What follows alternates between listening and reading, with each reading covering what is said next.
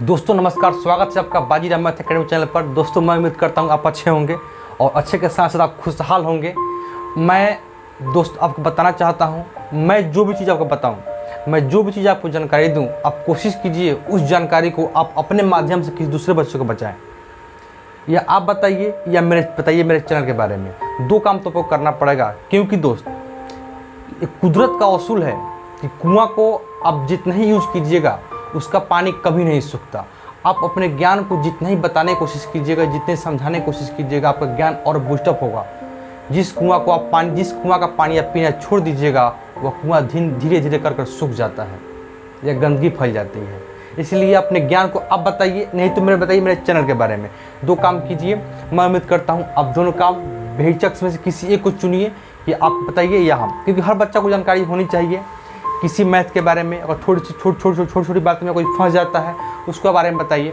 आइए शुरू करता हूँ। ये जो बैच चल रहा है, ये एसएससी टारगेट ऑफ एसएससी के अंतर्गत जो बैच है उसको कंप्लीट कराया जा रहा है। इसमें आपको 15 अगस्त तक अर्थमेटिक और एडवांस दोनों को समाप्त कराया जा रहा है। आज प्रॉफिट एंड लॉस का दोस्त तीसरा क्लास होगा।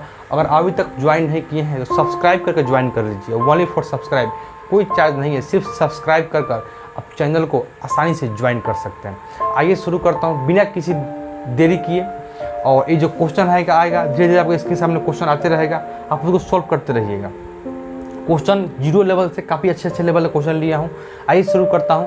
पहला क्वेश्चन कहता है दोस्त, एक दुकानदार के पास एक ही क्रय मूल्य की 11 पुस्तकें हैं। क्वेश्चन आपके सामने आ गया होगा, आप वहाँ देख लीजिए।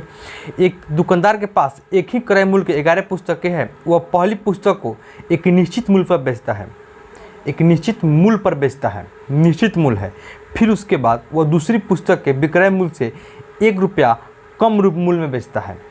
फिर वह तीसरी पुस्तक को दूसरी के विक्रय मूल्य से 1 रुपया कम में बेचता है। इसी क्रमानुसार इसी प्रकार वह 11 पुस्तक को अपना बेच देता है। क्लियर?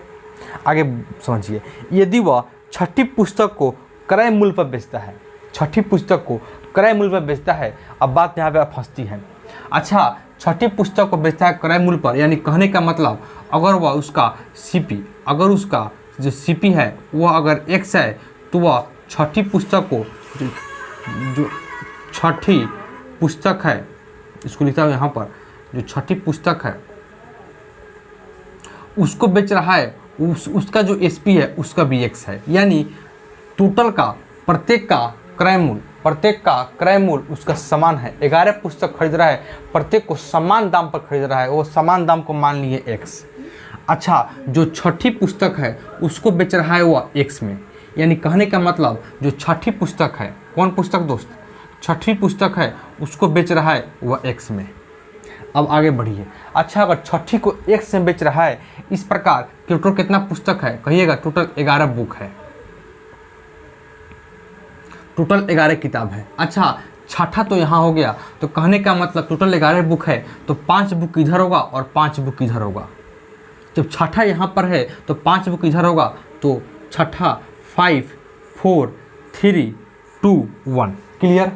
अच्छा, छठा यहाँ पर है तो 7 8 9 10 11, यानी 5 बुक इधर होगा और 5 बुक इधर होगा।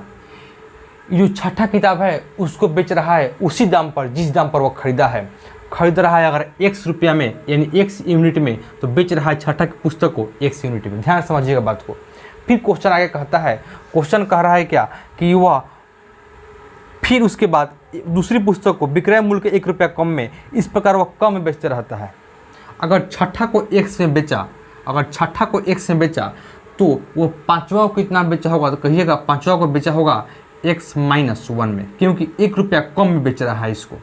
तो इसको बेचा होगा x-2 में, क्योंकि ये भी 1 रुपया इससे कम में बेच रहा है। तो ये कितना होगा? तो कहिएगा ये x-3 होगा। ये कितना होगा? कहिएगा x-3। तो ये कितना होगा? तो ये x-4। तो ये कितना होगा? x+5। क्लियर? थोड़ा शॉर्ट गया, छोटा कर देते हैं। यह है x-4 और ये है x-5। क्लियर? अच्छा, ये किताब है पहला, ये पहला बुक है, ये दूसरा है, ये तीसरा है, ये चौथा है, ये पांचवा है, ये छठा है। उसी प्रकार ये 7वां बुक है, ये 8वां बुक है, ये 9वां बुक है, 10वां है, ये 11वां है। टोटल कितना बुक है, 11 बुक है। ध्यान समझिए कंसेप्ट को।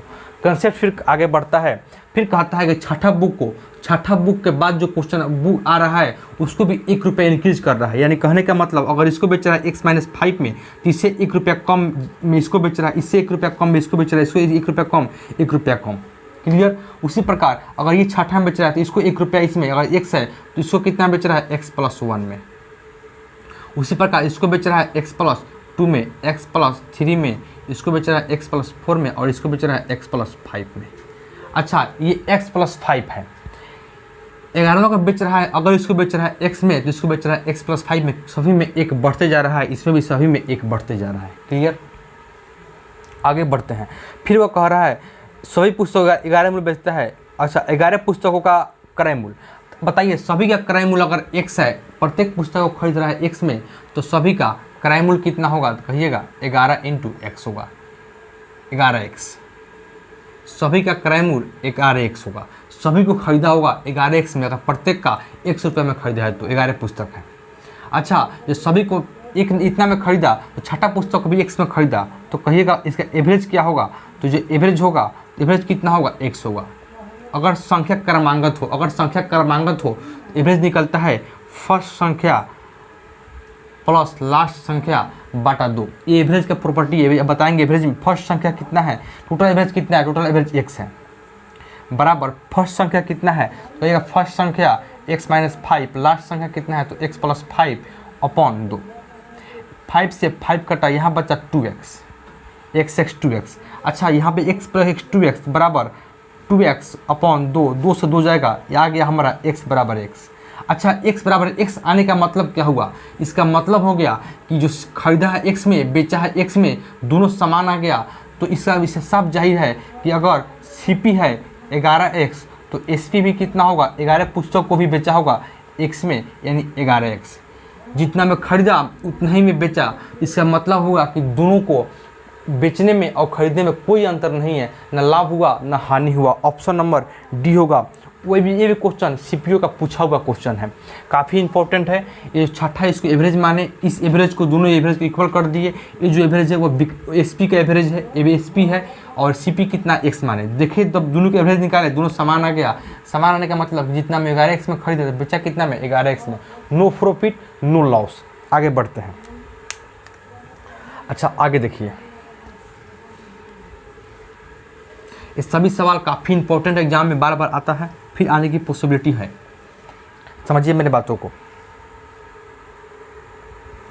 अगला क्वेश्चन कह रहा है दोस्त, यदि 3 खिलौने को 4 खिलौने के लागत मूल्य पर बेचा जाता है तो प्रतिशत लाभ बताएं।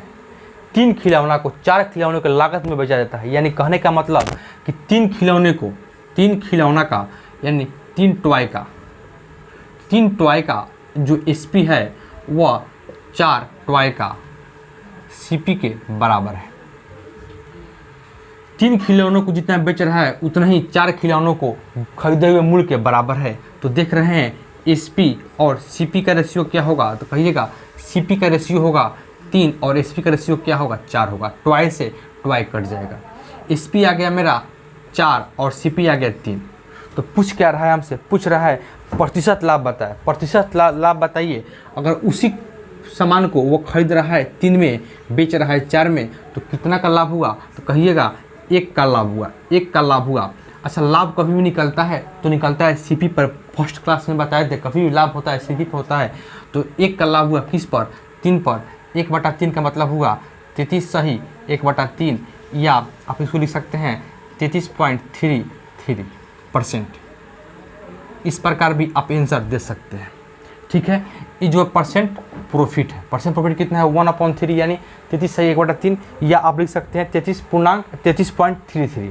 आगे बढ़ते हैं। इसी प्रकार एक और क्वेश्चन लेते हैं क्योंकि समझाने के लिए इस पर आता है 2-3 टाइप से क्वेश्चन आता है। उस सभी क्वेश्चन को हम लेने की कोशिश किए हैं। समझिए मेरे बातों को। यदि 15 मेजों का लागत मूल्य 20 मेजों के विक्रय मूल्य के बराबर है। 15 मेजों का लागत मूल्य 15 मेजों का लागत मूल्य, कहने का मतलब 15 मेज है, बेंच है, यानी मान लीजिए 15 मेज को मान लेते हैं। 15 मेजों का लागत मूल्य कॉस्ट प्राइस, तो 15 मेजों का जो कॉस्ट प्राइस है वह 20 मेजों कॉस्ट प्राइस बराबर है। 20 मेज के कॉस्ट 15 मेजों का लागत मूल्य 20 मेजों के विक्रय मूल्य के एसपी के बराबर है। अच्छा, मेज से मेज चल जाएगा। यहाँ पे देखिए 5 चौका 20 और 5 3 15। यहाँ पे क्या मिला हमको? सीपी निकला 4 और एसपी निकला 3, यानी एसपी कितना निकला? तो कहिएगा एसपी निकला 3 और सीपी कितना निकला? 4 निकला। सीपी निकला 4। हमें पूछ क्या रहा है कितना हानि हुआ? हानि तो होबे करेगा। उसी वस्तु को 4 रुपये में किना और 3 रुपये में बेचा, कितना रुपये घाटा लगाया? 1 रुपया घाटा लगाया। जब 1 रुपया घाटा लगाया तो 1 रुपया का लॉस हुआ। किस पर? कभी भी लाभ या हानि होगा वो किस पर निकलेगा? निकलेगा सीपी पर। 4 का 1/4 कितना हो गया? 25%। 25% का उसको लॉस हुआ। ये काफ़ी छोट क्वेश्चन है, लेकिन सेकंडों में क्वेश्चन सॉल्व होता है। इसलिए सभी पॉइंट को, सभी जो भी टॉपिक है उसको मैं बताने की कोशिश कर रहा हूँ। आपके एग्जाम में इस पर कोई भी क्वेश्चन आए आपसे नहीं छूटेगा। आगे बढ़ता हूँ। क्वेश्चन ज़्यादा इसलिए तेजी में बता रहा हूँ दोस्त। देखिए अगला क्वेश्चन, यदि किसी वस्तु का विक्रय मूल्य उसके लागत मूल्य का 8/5 गुना है। किसी वस्तु का विक्रय मूल्य, किसी वस्तु का विक्रय मूल्य का मतलब होगा एसपी, सेलिंग प्राइस। किसी वस्तु का एसपी उसके लागत मूल्य यानी कॉस्ट प्राइस के कितना है? 8/5 है। 8/5 है। अच्छा 5 है तो 5 जाएगा इधर, 5 जाएगा इधर, 5 जाएगा इधर, 5 एसपी बराबर 8 सीपी। क्या दोस्त? 8 सीपी। अच्छा सीपी कितना है? 5 है। एसपी कितना है? 8 है। अगर तोड़ेंगे तो दोनों आपस में एसपी आ जाएगा इधर, सीपी आ जाएगा इधर। इस तरीका रेशियो का है, बहुत बेसिक तरीका है। तो देखिएगा सीपी कितना, खरीदा कितना में? 5 में। बेच कितना में रहा है? बेच रहा है 8 में। बेच रहा है 8 में, खरीद रहा है 5 में। अच्छा खरीद रहा है 5 में और बेच रहा है 8 में, तो क्या होगा? तो कहिएगा 3 रुपया उसको फ़ायदा हो रहा है। 3 रुपया फ़ायदा हो रहा है। तो पूछा कितना प्रतिशत लाभ है? 3 रुपया फ़ायदा हो रहा है। 3 रुपया फ़ायदा हो रहा है किस पर? सीपी पर। कभी लाभ या हानि निकलेगा, वो निकलेगा हमारा सीपी पर, लागत मूल्य पर। 3/5 गुने 100। या आप 100 नहीं दीजिएगा तो आपको एक चीज़ बता दें कि 1/5 बराबर होता है 20%। 1/5 20%। जब इसको 3 गुना करेंगे तो 3 से इधर करेंगे इंटू, तो 3 से इधर भी करना पड़ेगा। तो 3/5 कितना हो जाएगा? तो 20 या 60%। या आप ऐसे भी कर सकते हैं, 3/5% निकालना है, 100 से इंटू करेंगे तो कटेगा 20 बार में 20 या 60%। आप ऐसे भी कर सकते हैं या आप ऐसे भी कर सकते हैं। 1/5 20% निकालना है हमको, 3/5 3 से इंटू किए, 3/5 हो गया और 3 से इधर भी करना पड़ेगा क्योंकि 3 से 3 कट जाएगा, फिर मेरा 1/5 बच जाएगा। 3/5 बराबर 60%। क्लियर? आगे बढ़ता हूँ। देखिए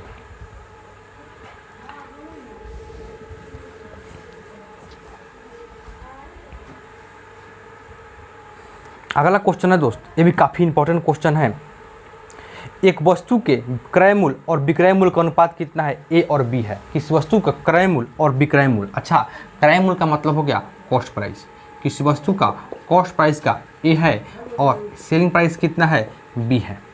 कॉस्ट प्राइस ए है, सेलिंग प्राइस बी है। यदि बी ए का 200% है, बी ए का, बी किसका? ए का 200% है। परसेंट हटेगा नीचे 100 आएगा, 2 जीरो से जाएगा 2 जीरो, यानी कहने का मतलब ये कितना हो गया? तो एक आएगा इधर, तो 1 गुने बी बराबर 2a। तो ए कितना है? 1, बी कितना है? 2। तो यहाँ पे देख रहे हैं ए का, इधर लिखता हूँ, ए और जो बी का रेशियो हो कितना निकला? तो कहिएगा ए है 1 और बी है कितना? 2। यानी वो खरीदा 1 में, बेच रहा है 2 में। खरीदा 1 में, बेच रहा है 2 में। 1 यूनिट में खरीदा, 2 यूनिट में बेच रहा है, तो कितना प्रतिशत का लाभ हुआ? तो प्रतिशत लाभ, 1 में खरीदा उसको 2 गुना बेच रहा है, यानी 1 रुपये का फ़ायदा हुआ। किस पर? 1 पर। परसेंट निकाला है 100 से इंटू बराबर 100%। आप ऐसे भी देख सकते हैं कि इसका 1 से 2 होना यानी 100% का वृद्धि होना। कितने परसेंट का फ़ायदा हुआ? मात्र 100% का वृद्धि हुआ। इस चीज़ को आप ध्यान से बारीकी को समझिए। ये जो रेशियो मेथड है, यहाँ से ए निकालिए, इस पर ए बराबर 1, बी बराबर 2, रेशियो 1:2। आइए आगे बढ़ते हैं। काफ़ी छोटे क्वेश्चन है क्योंकि इस सभी क्वेश्चन को करा रहे हैं। कुछ और क्वेश्चन बच गया है। एक क्लास और होगा डिस्काउंट का, वो आगे चलेगा। कल जो होगा वो डिस्काउंट क्लास होगा, वो भी क्लास इंपॉर्टेंट होगा, उसको मिस करना मत भूलिएगा। एक क्वेश्चन और देखिए, आखिरी क्वेश्चन रहेगा आपका क्लास का। 76 रुपया में यानी 76 रुपया में एक वस्तु को बेचने पर 52% का लाभ होता है। यदि इस वस्तु को 75 रुपया में बेचा जाए तो प्रतिशत लाभ क्या है? ऐसे क्वेश्चन बनाने के लिए आपको सेकंड में बनाना होगा, मिनट में नहीं, मात्र सेकंड में। कैसे? देखिए ₹76 में बेचने के लिए, ₹76 में जब बेचा तो कितना लाभ हुआ? कहिएगा 52% लाभ। कोई भी चीज़ होता है अपने आप में 100% होता है, 100% होता है। 52% लाभ का मतलब हो गया कि 152। जब 76 बराबर 152 तो 1 बराबर क्या होगा? कहिएगा 1 बराबर 2 होगा। अगर 76 वस्तु बेचा ₹152 में, 152% लाभ हुआ, ₹76 का मतलब 152% लाभ हुआ तो 1 बराबर 2%, 1 बराबर 2%। आगे बढ़िए, तो कह रहा है इस वस्तु को ₹75 में बेचने में क्या होगा? तो 1 बराबर 2, तो 75 बराबर क्या होगा? तो ये इसका दुगुना है, 23 का दुगुना होगा तो 150। 150% का मतलब होगा 50% नहीं है, 150 1% नहीं है, मतलब 150 है तो 1 बराबर 2, 75 बराबर 50। अब 50 का मतलब क्या होगा? 100 से कितना ज़्यादा? कहिएगा 50 ज़्यादा, तो 50% का लाभ होगा। कितना परसेंट का लाभ होगा? 50% का। इस एक और तरीका है बनाने का, वो करके बताते हैं। कभी भी इस प्रकार दे, ₹76 में बेचा तो ₹152 लाभ हुआ, ₹76 में बेचने पर 52% का लाभ हुआ। यदि इस वस्तु को ₹75 में बेचा जाए तो कितने परसेंट का लाभ होगा? तो 76 बराबर 52, 76 बराबर 52 निकालना है 75। ऑप्शन देखिए, ऑप्शन देखिएगा तो कितना कमी है? तो कहिएगा 1 कमी है, तो 152 में यहाँ 1 का कमी है, तो यहाँ पे जो 50% का प्रॉफिट हो रहा है, 50% का प्रॉफिट हो रहा है, तो 1 बढ़ने से क्या कभी 44% होगा? नहीं होगा। क्या कभी 46 होगा? नहीं होगा। 48 होगा? नहीं, हमेशा होगा वो 50 या 49-50 करीब में हो सकता है। इसलिए जब 1 बढ़ा, जब 1 घटा तो इधर क्या होगा? 50 से 1 बढ़ेगा, कितना घटेगा? तो 52 से घटकर 50%। इस प्रकार भी आप बना सकते हैं। क्लियर? मैं उम्मीद करता हूँ आप बातों को समझे होंगे, और नहीं समझे होंगे दोस्तों बताइए कमेंट कर। मैं कोशिश करूँगा अगले क्लास में इसे फिर सुधार करने का। कुछ कमी रह गई होगी तो कमेंट बताइए। मिलता हूँ मैं अगले क्लास में, तब तक के लिए नमस्कार।